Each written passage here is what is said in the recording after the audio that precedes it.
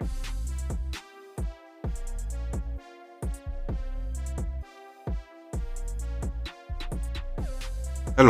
welcome to the Reframing Mindset podcast. We are clear my head of the thoughts that are preventing clarity to practice my speech, among other things. Episodes range from informative knowledge to funny stories about my experiences, and in the future, maybe include interviews. So subscribe and enjoy. Episodes drop every other day.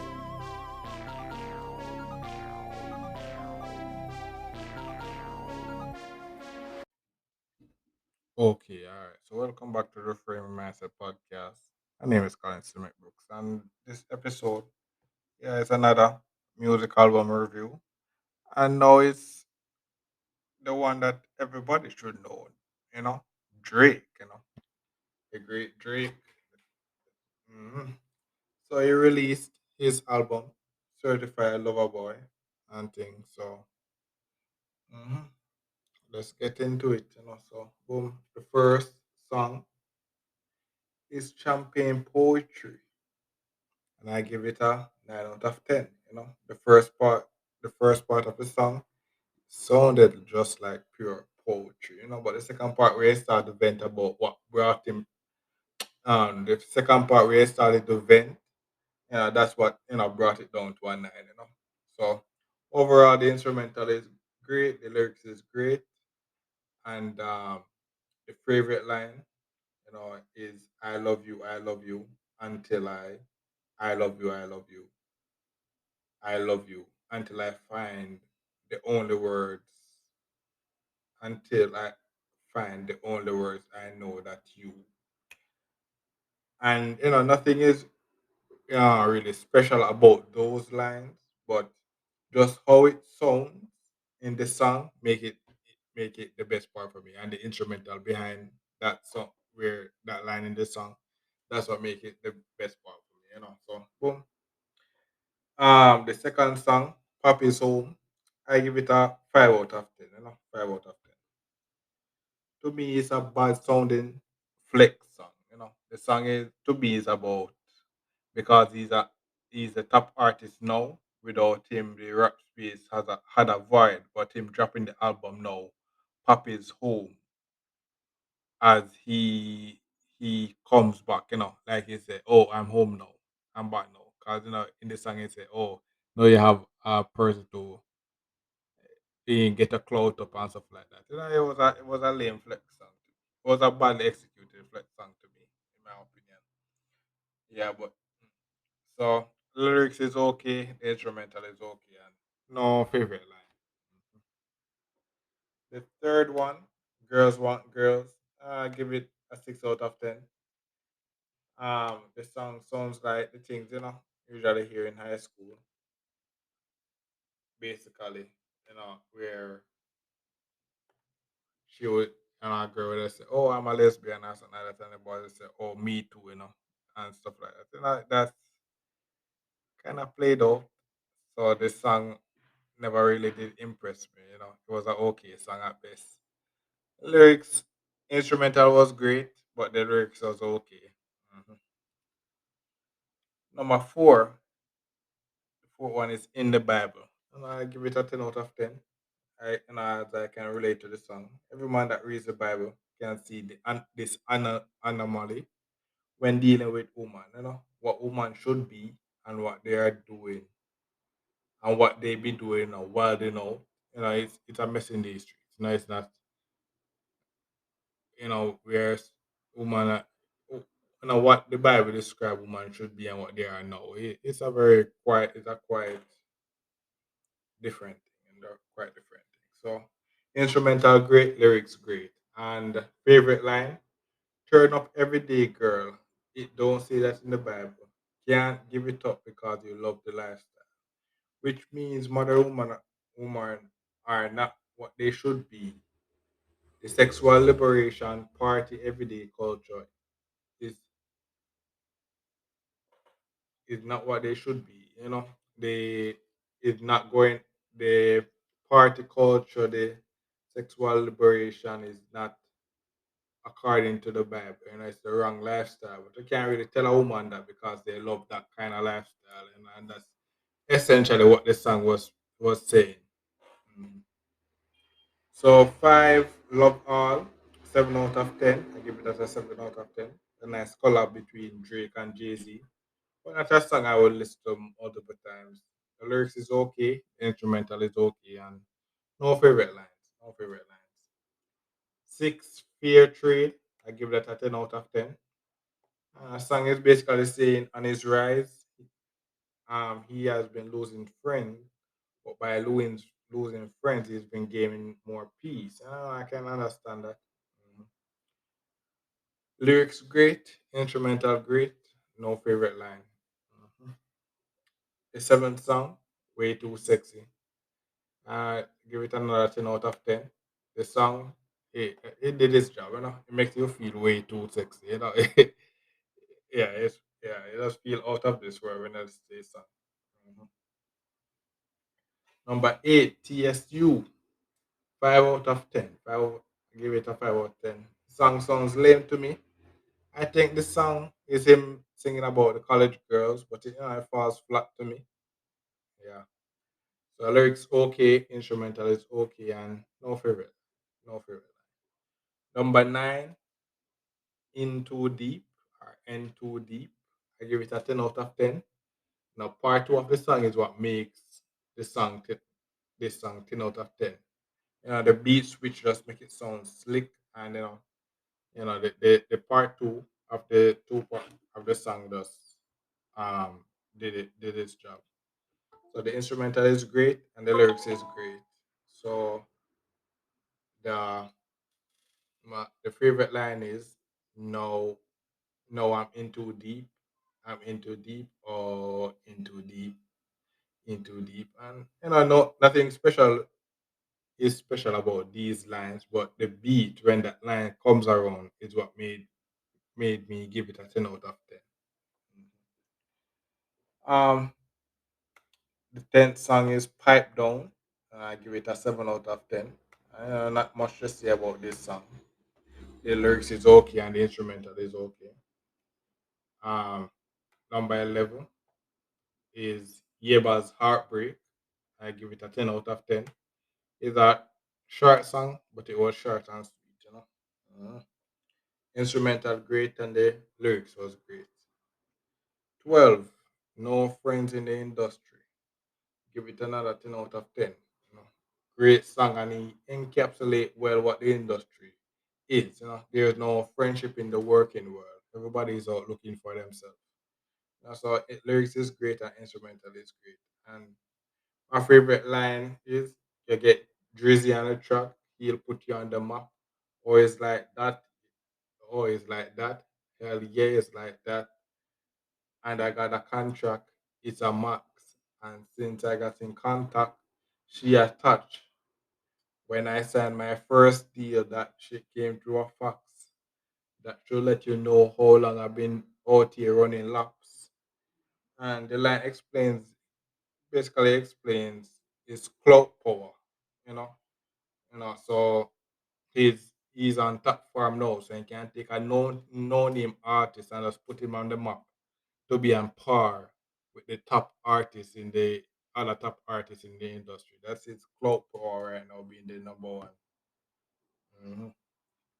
So 13, Knife Talk. I give that a 7 out of 10. The song sounds kind of flat to me. Lyrics okay, and the instrumental is okay, and no favorite line. Um, the 14th track is 7 a.m. on Bridle Path. And I give it an 8 out of 10. It's a nice reflection song. Don't know the really exact meaning of the song, but it was a good listen. The lyrics is great and the instrumental is good. Instrumental is good. 15, Race My Mind. And I give it an 8 out of 10. You know, song is basically about a misunderstanding about what Drake wanted and what the girl wanted. Mm. So lyrics great and Instrumental is great. And my favorite line is how I'm supposed to wife it. You're not Aisha enough. Which is basically say he can't settle down with her because she's not portraying the qualities of a wife, to be settled down with. Mhm. 16 fountains, 6 out of 10. Give it a 16 out of 10 because I'm sleeping on this song. And it's not a song I would really listen to again. Mhm. The lyrics is okay and the instrumental is okay. Mhm.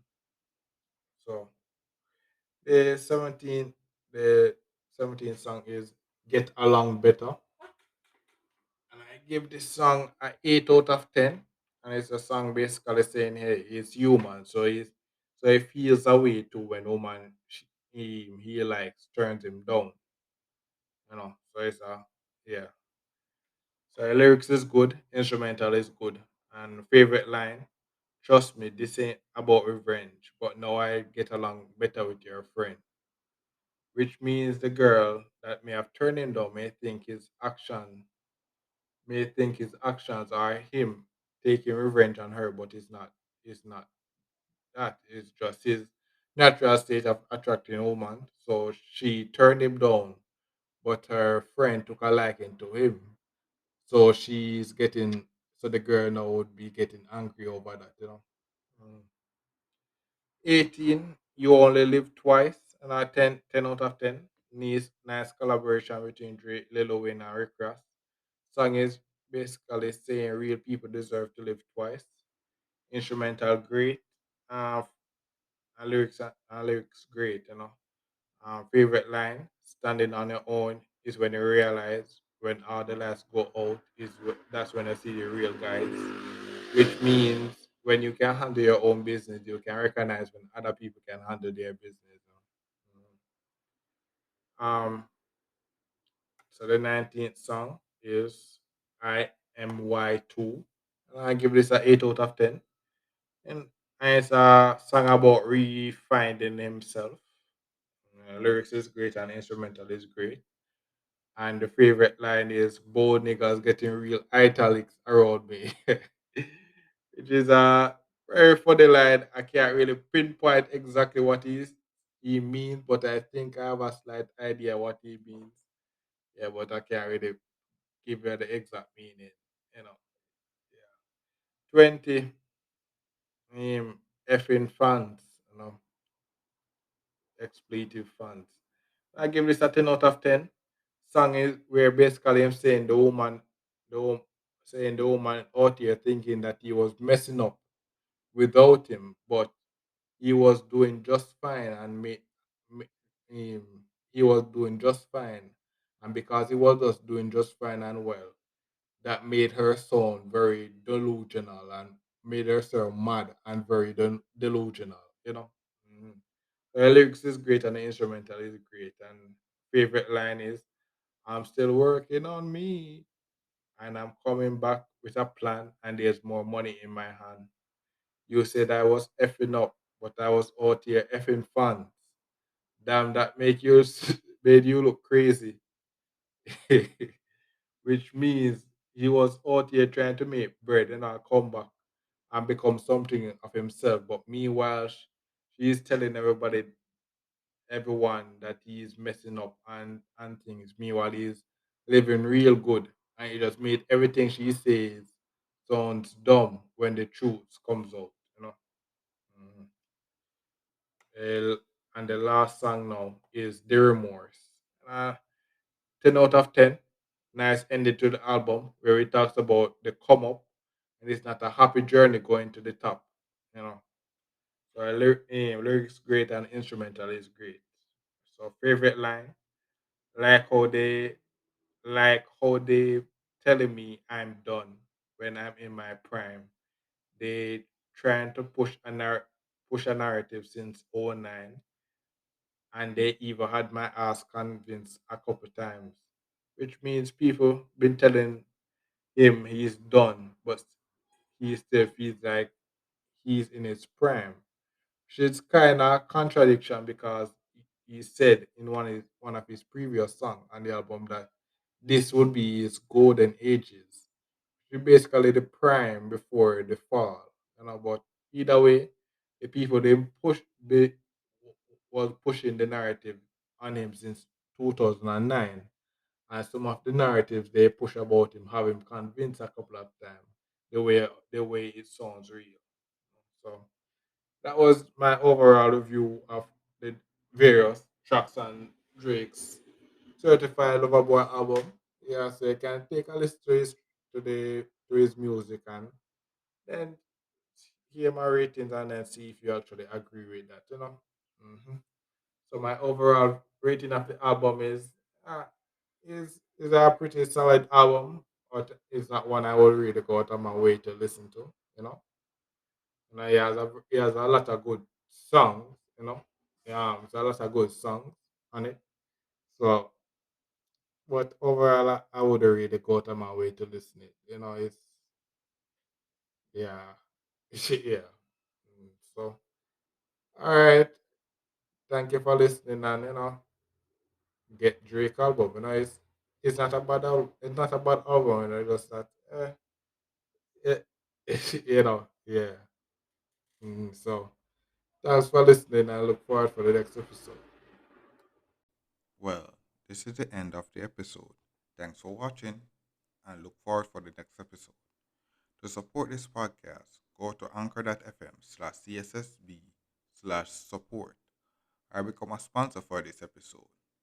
If you have a product that you want to have more exposure, DM me on the Instagram page, Reframing Mindset Podcast, or on Twitter at ReframingP. Either way would help. Thank you regardless for listening, and here's a preview for the next episode. Okay. Welcome to the Reframe Mindset podcast. My name is Colin Smith Brooks, and this episode is another music album review by the fastest man in the world, Usain Bolt, and his manager, NJ, and it's titled Country Youths, so Country Youths. So before we start, I have to just say, no, there, I didn't have could find any lyrics to these songs, so all my ratings and opinions is just based on singing, listening to the song itself, and just giving my opinion based on what I hear. Yeah. So with that being said, let's get into it. So the first one is intro, the intro, and I give that a 10 out of 10. The intro is solid and it flows nicely into the first track on the album, and the song is